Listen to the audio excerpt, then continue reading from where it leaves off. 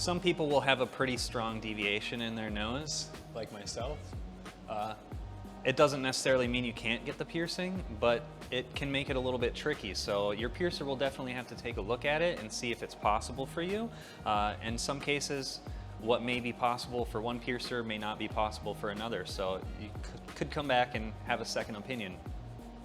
I think with septums, for the most part, they'll always look good. Some people have a little bit more of a deviated septum than other people, or some people's nostrils are thinner. With that, you just gotta take some extra time and make sure you get everything like lined perfectly. Usually with those, they do have a high chance of, like, if someone's like has a little bit of a deviation or like some thinner nostrils, you know, septums are hard. They're one of those piercings that every once in a while you're gonna have to recorrect, but we'd rather you be mad at us for poking you twice than you leave with something that looks bad.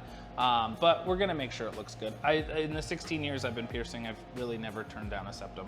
Anytime before a septum piercing, what I do is I inform my clients that it is super anatomy specific, meaning if you have a deviated septum, if you have cartilage in the way, if I don't think it's going to be perfectly straight, what I do is I inform my client of any of those potential issues, and then I say, if you're willing to still do this, I will give it my utmost best to try and make this perfect. So for me, what I do is I lay my client down, I clean the area really well, I take the back of the needle or a toothpick, I feel around with the tube and said needle, kind of get established, find that soft spot of the septum, and sometimes the soft spot is slightly askew, sometimes there's issues with that, so I just tell that client, hey, this is the things that are potentially gonna go wrong.